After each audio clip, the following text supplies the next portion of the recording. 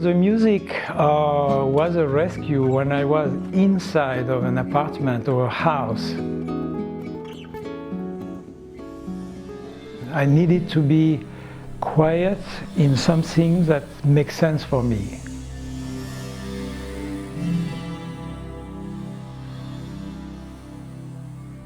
At first, I think the music was going in the same sense of the admiration that I have for the star and for the infinity, for the sky, for the sea. I was going to a kind of secret world that fed me. And I start to kind of meditate naturally. I start to hear what I know now, being the music of the sphere. One night I heard very clearly a whole orchestration. It was a human voice of a woman, very, very sharp, very high on the left, a chord, and on the right it was super high flute, and the chord was, I was probably, I did not see if I was levitating, but it lifted me up.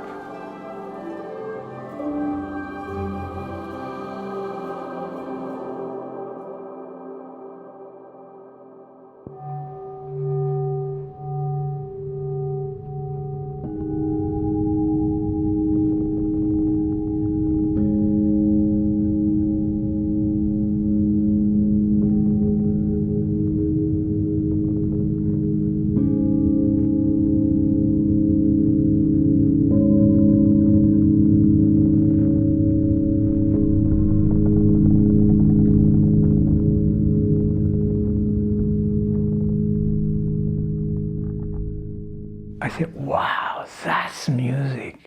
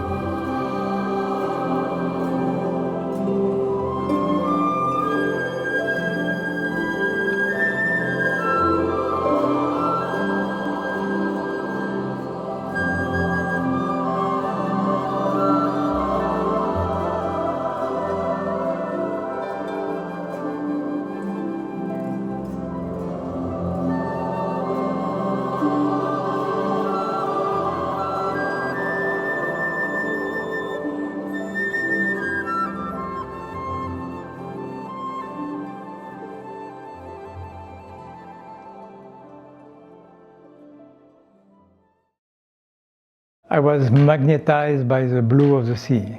That was my magnet. I was hypnotized. And when I was in front of the sea or in the harbor or sitting on the beach, hearing le flux et le reflux des vagues, the sound of the wave coming and going, suddenly I was quiet.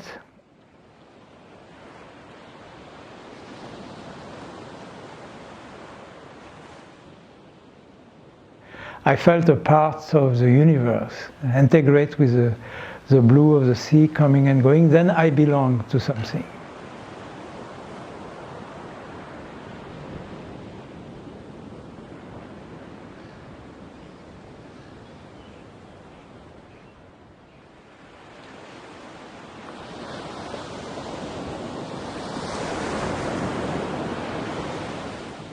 My father never taught me music. I was naturally gifted with a good ear so I can play music, but I hated to have a teacher. I hated school. So I needed to learn on my own, and I continue. I took one course, and I told her, can you play it one time? I want to hear it, and I closed my eyes.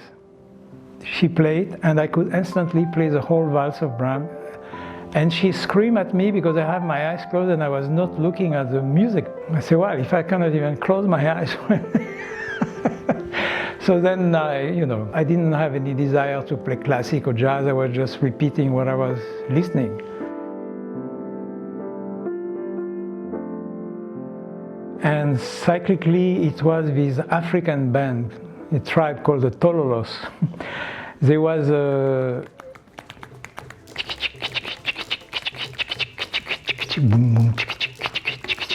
they have metal instruments, very strange, and some of darbuka, drum, and they was in trance. And they have such a tempo, of course they was African. And so that's completely marked me. I love this rhythm with the background of my aunt playing Ravel or my father playing jazz, and I was there. So that was the teaching. If I needed a teacher, I have it in the street. So the music was really entering completely my subtle anatomy, my spiritual anatomy, but also my physical body, my physical anatomy. And it's not by chance. I think that later I created the Academy of Sound, Color and Movement, because it was not only in my blood, but in my bone, in my flesh, in my aura. I was just breathing music. Everything was music.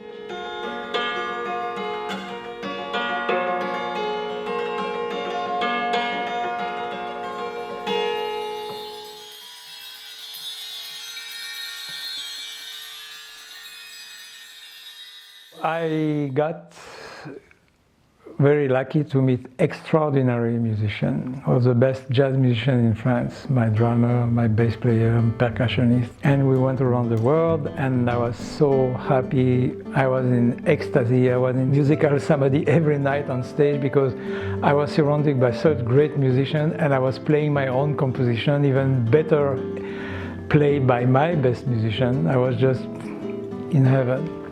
And specifically, my initiation started in Japan. We was in tour for 2 months and a half in Japan, from Miyazaki in the south to Sapporo in the north. And at this time, it was 1974, people did not clap hands after each piece. They clapped hands at the end of the concert. They were so respectful. We did not know that. Long last chord, and people look at you.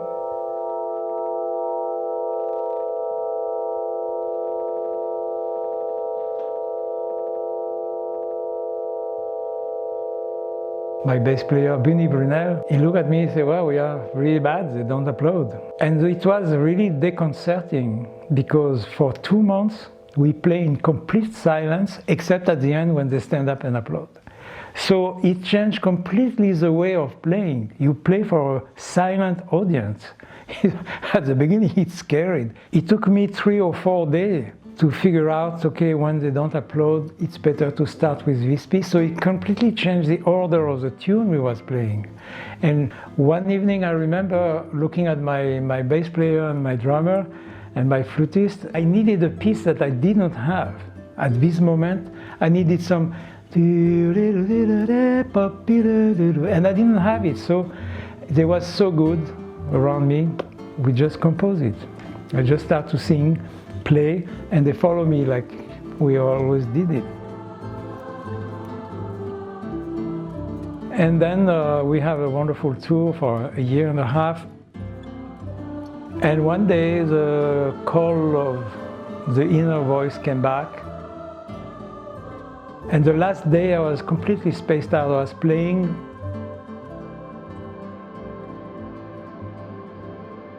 And the guy came in the lodge.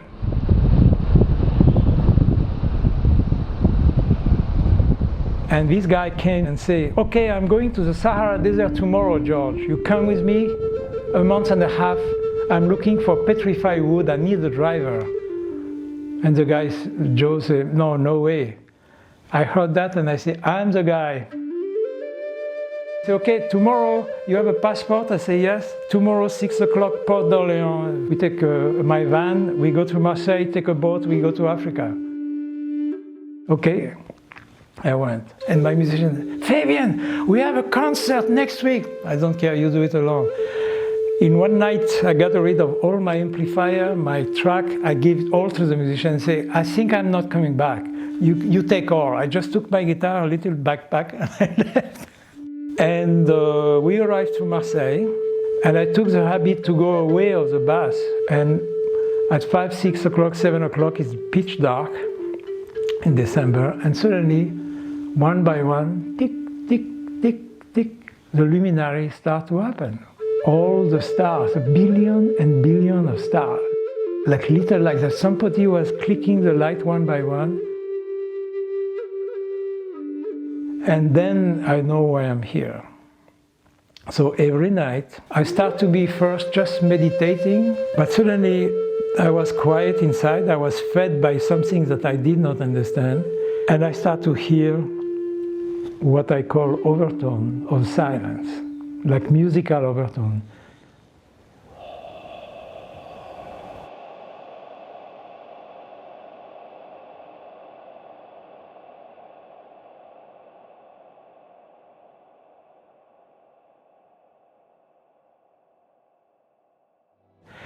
It was the singing, the song of the star.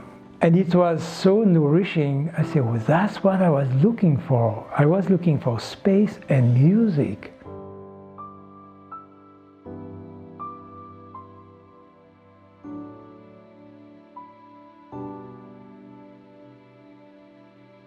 After a regime of 1 month and a half, I got stamped for life. After that, I told my musician, you know, I think this is it. I'm withdrawing to a space that I don't know, but I have to do something else. I went to a little hibernation in my little room in Paris. My parents called me in Nice. They was living in the south of France because my father wanted to see me. And I went down, and 3 days after he died. And it was the first time I meet death.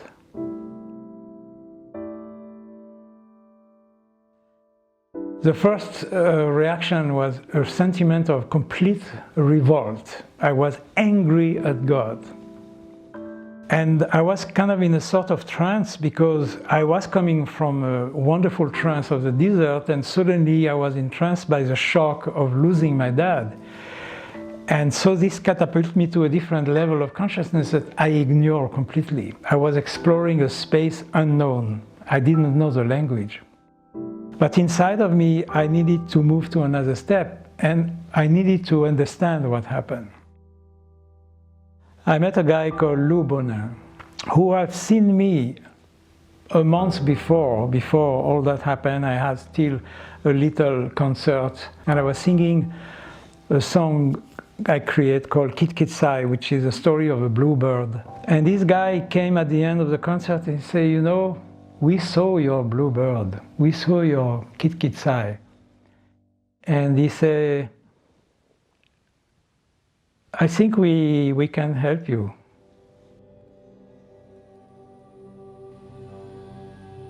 And he taught me suddenly out of the blue a lot of things. From this point, I met Boris de Bardot, who became my first acupuncture teacher. I met Nakadono, I met all these people. It's like my parkour, my road was mapped minute by the people, the books, and the teaching that I needed to know to continue. Inside, it was helping me to digest the loss of my dad, who was much more important than I thought, because he always was listening to the radio and the TV, say, oh, you know, I heard the music, it's almost your music, you should do this, you should do that. He loved to film us on stage, etc. And so when he left, this kind of music dried up in me. I could not play bossa nova anymore for years.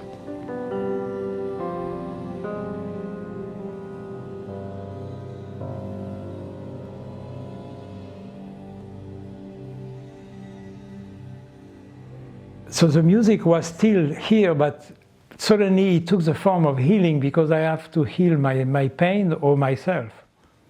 Psychological, emotional, and sometimes physical. We don't have idea how much the mental and the emotional create physical pain. It's completely so much linked. It took me 20 years later to make the link and to realize it, but I felt it right away. And then, so I start my research, and then that was it. I went on my way, and I said, well, I want to take a cell and put it under the microscope and see how she reacts when I make a sound.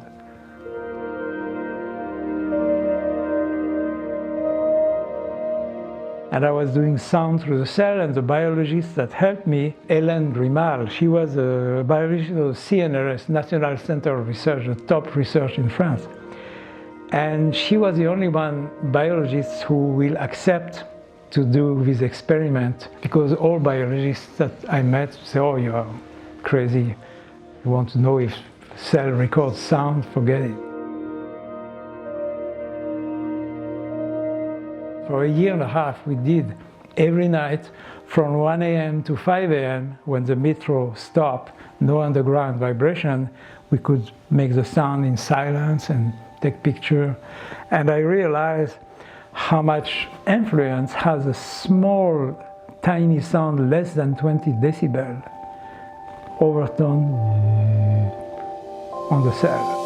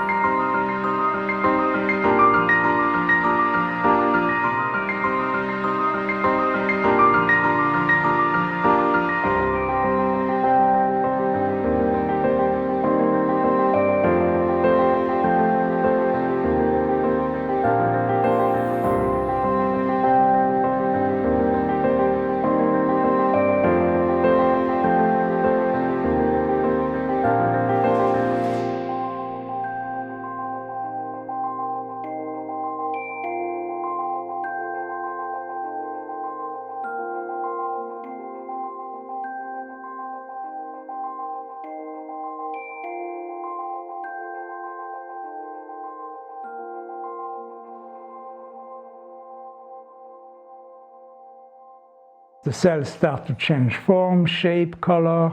I put them on the microscope, on the Killian machine. I saw the energy field of the cell, the inside of the cell, the nucleus, the cytoplasmic membrane, nuclear membrane. I said, wow, okay, I know what I wanted to know.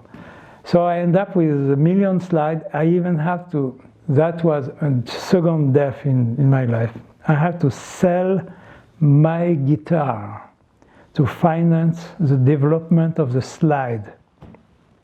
That was terrible.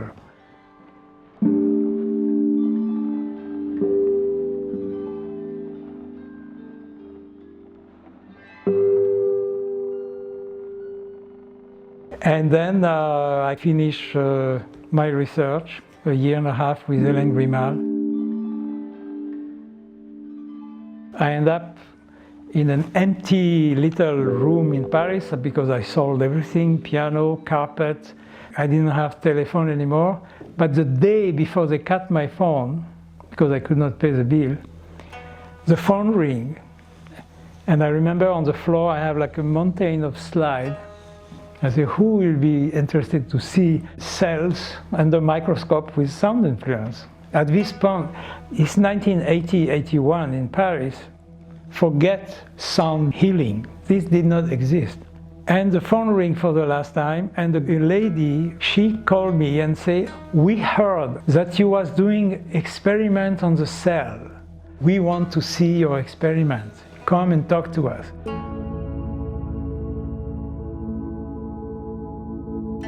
I show up in a nice sort of center, everybody in white. I never wear white in my life. I was always in blue like all the musicians. And there was in lotus. And I didn't want to enter. I said, why do you want me to speak to these people? What do I say? And I show them the slide and I start to speak. I say, well, I'm a musician and I think I heard the sound of the star in the desert and I have the idea to do a cells experiment. And that's all I had to say. And then somebody heard that I was teaching in the yoga class. So 3 towns called me every month for 6 months to just talk about this. I did not really know what to talk about. When I did the cells experiment, I have a tuning fork 1 foot away of the microscope where the cells was leaning. And I did this. You can hardly hear that. It's not even 20 decibels.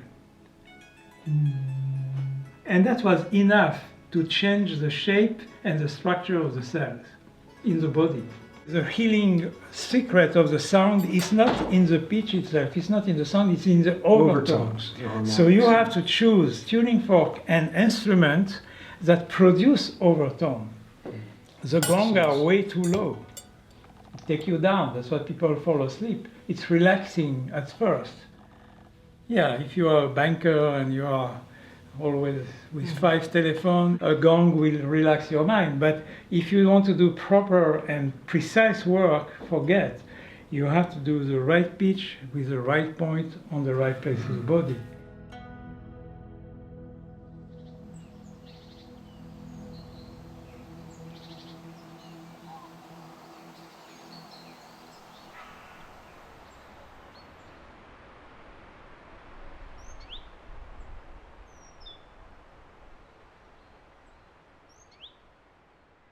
When my acupuncture teacher put me outside of the school, he said, okay, now you know enough. You have been my assistant for 1.5 years, you did 3 years course, you go and heal people. I say, heal who? He slams the door and I end up outside with a little backpack and my guitar. He said, go open a practice. Open a practice, okay?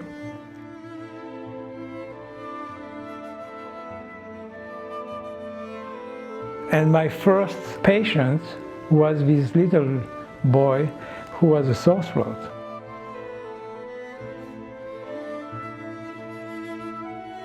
And this little boy was sterilized by the needle, and I said, well, for sore throat, I have to pick here and here. I don't want to do that. So I opened my guitar, I don't know why, and the tuning fork with which I was tuning my guitar fell on the floor. And when he saw that, he jumped on it and he gave me the fork with an illuminated look, meaning this, yes, but the needle, no. And I said, okay, I understand the message. Took the fork and I vibrate on the large intestine 1, which is good for sore throat. And he healed in 3 minutes. I did both sides. And the lady, the mother said, wow, that's fantastic. I said, you don't have a pain? He said, no, I can swallow, I don't have a pain. She said, how much I owe you? I said, it's free for children, go away. I lock and I call my teacher, acupuncture, Boris, look what happened. I put a tuning fork on large intestine 1 and the boy healed his sore throat. He said, oh, I know what it is, come. So start now a whole 7-year research. And then one thing bringing another, I start to develop the whole Tama-Do concept. First with sound, and then with color, then with movement. We met all these fantastic students like Teres, who introduced the shamanism of the light in Tama-Do academies, who bring me back in a strange way to the light that I was looking for, and I lost a little bit when my father died. I kind of lost this connection because I was shocked. So I kind of refugied myself in technique and left brain, rational, medical, healer. And it took me until I kind of met Teres, who was a new student in France, and said, well, you talk about the light. All your technique and all this is the light. And I say, yes, you're right. I forgot that, I know that. And so she helped me to kind of come back to the initial song of the star, the silence. So suddenly I start to breathe again, and then I learned so much from going back to the light that I could be in contact again with my mother and my father. And now they are my teacher. I saw Nakazono, Boris de Bardot, Jean-Loup Bonin, Jacques Dupont, all the masters that I had who passed away. And they all say the same thing. Well, the only thing we can tell you, because it will be too long to teach you all that. You will see when you come that where we are now, we never heard about anybody being dead. So, wow. And you have to know, when you do a class in France and you have 100 people under your 200-meter square tent, you have 600 people that you cannot see, that they are still sitting there, and we are one of them. We are learning.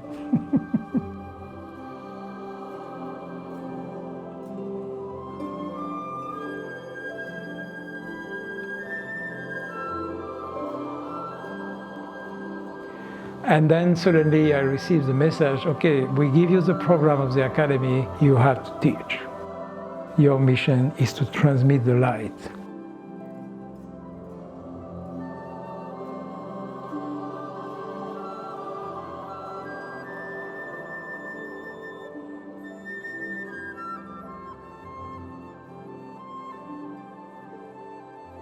At the beginning I was using Tibetan ball instead of tube along the chakra, but it was not practical at all. And then there was out of pitch, never the right pitch, they don't follow the cycle of pitch. It was a really nightmare, and I go to sleep.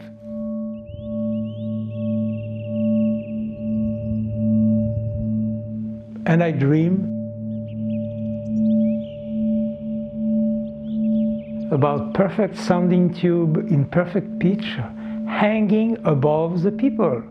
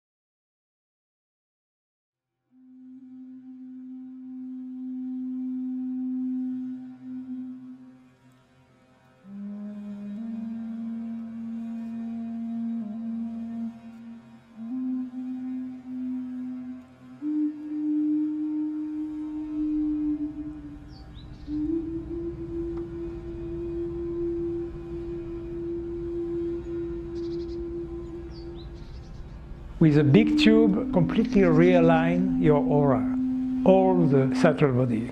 That means etheric, astral, mental, causal, buddhic, atmic, and Shri, the body of light.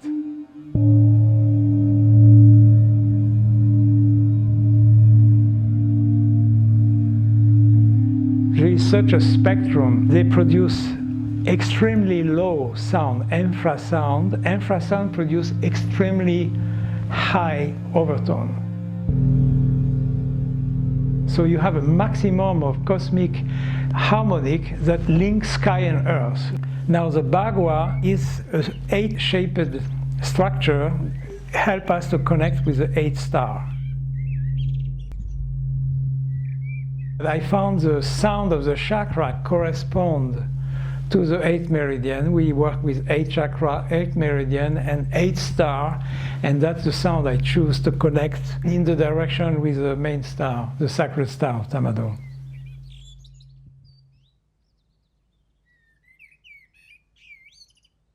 The healing part of the sound appears in the silence between two sounds.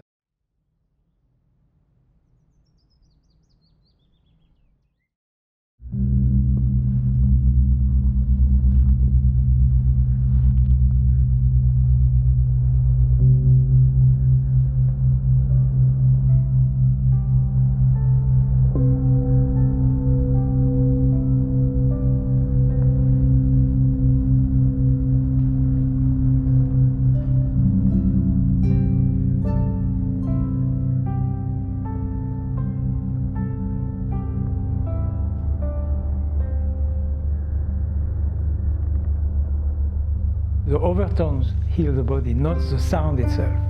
It's not striking something, it's after the strike, the wave of sound that comes slowly through your anatomy, subtle body, chakra, endocrine system, meridian, and finally organ. That's what heals you. And in life, you need the same type of food. So people that are happy and sing and vibrate, the whole body is active.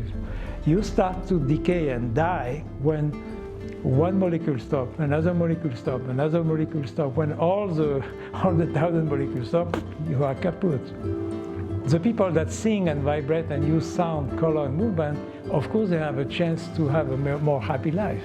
So the disease comes from the lack of vibration.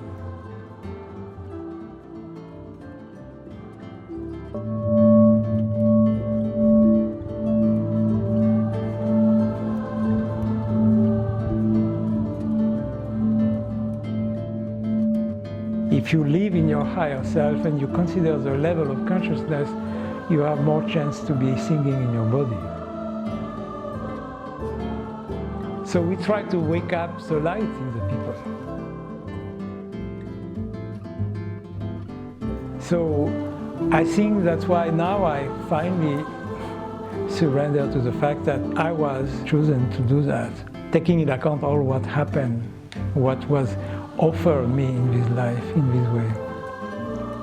And I say that very simply, without any pride of this happened. I have the feeling that I fulfilled my mission. If I die tomorrow and I will have to pass a gate, then I will say, okay, mission accomplished. I did it. Now I swim in the ocean of life. I don't know what happened exactly, but I'm ready to go to the next step, and I think as far as I feel, it's still around here a little bit. And I will be happy to see some more color flower. And I enjoy the shamanism of the light.